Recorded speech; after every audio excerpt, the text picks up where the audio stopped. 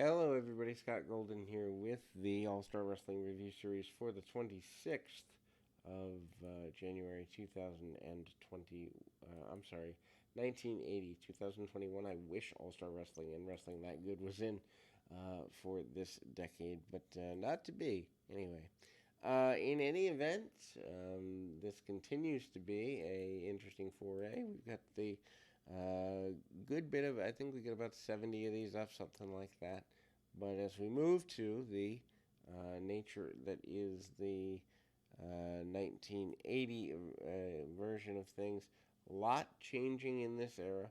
Obviously, Hulk Hogan coming into the promotion means a lot. Obviously, when you move to guys like Tito Santana becoming a major force, Ivan Putski has been a major force, but he's putting over different guys. The Samoans are here, which leads to the dynasty of the Samoans. All that stuff, just really amazing stuff. Anyway, and then of course the Larry Zbyszko feud, which is culminated over the next several months here. Anyway, with Bruno Sammartino, just amazing stuff all the way around here in the beginning of 1980. Anyway, so we move to that particular run here, and as we close out January, Vince McMahon hosts conducts a interview with Ivan Putski, Tito Santana on their strategy against the Wild Samoans in a future featured match. Also, Larry Zbyszko and Bruno Sammartino kind of have a face-to-face there. Larry Zbyszko versus John Buford is also highlighted from the 126-80 Championship Wrestling, as well as a post-match interview with Bruno accepting Zbyszko's challenge to a match, which took only a couple of weeks to happen. But we open with Hussein Arab with Freddie Blassie defeating Steve King 428 with a butterfly suplex. Before and after the match, Arab performed with the perfect Persian Club execution, putting the Persian Clubs over, putting the strength of Arab over, and again, Hussein Arab, for those unfamiliar, is the Iron Sheik. Obviously, still doing the cold-toed boots and the all that's associated with that. Freddie Blassie very happy with the Sheik's involvement and his return on that investment. Goes without saying.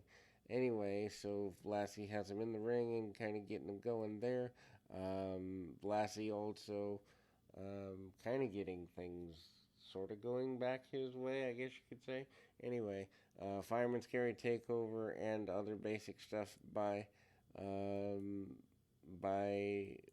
Arab, who does a very punch kick style, but again gets the gut wrench suplex, trying to get the win up there, and manages to hit a couple of shots there, hard shots, and Iron Sheik manages to do everything he possibly can to cement himself. Then we go to a Ken Patera match.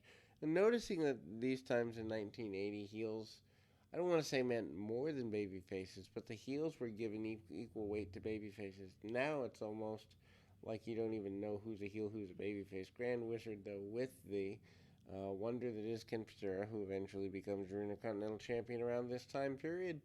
And he is, Patera that is, facing off against um, Mike Masters, gets the submission with a swinging full Nelson 413.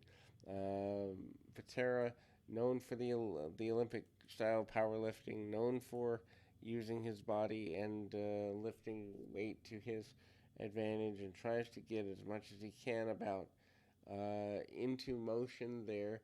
A little bit of a punch kick style, although he does tend to use more collegiate style wrestling as taught by Vern Gagne, the Grand Wizard, who is a beautiful mouthpiece for Patera, who later becomes a bit of a better talker, but doesn't really ever become a full-time talker, so having a manager is a good idea. Body slams and basic things, the swinging full Nelson, an amazing finisher that is one of the opening spots for the video Coliseum video opening for years, starting in 1984-85, whenever they put their first video out. Putski and Santana talking about, yes, they're a little concerned about the wonder that is the Wild Samoans, but the combination of power and finesse. They've been studying every team, the strengths and weaknesses, and they are ready for that match when it happens. At the same time, they acknowledge that the Wild Samoans are a dangerous team. Vince puts over the headbutts of the Samoans as dangerous offense to watch out for. Then we move to Larry Zbyszko here, the John Buford match that we talked about earlier. Zbyszko, with some go behinds, really basic stuff, and ultimately, some takedowns, top wrist locks. Zbyszko actually, obviously, finally does get a victory with a suplex there. We go back to the split screen. Zbyszko basically says he doesn't even want to wrestle anymore if he's not going to get the match with Sammartino. Sammartino does come out, says he doesn't care about beating Larry Zbyszko, still has tremendous respect for him as a person, but will give him a match. He will try to hold him off. He will try to defend his honor as a competitor.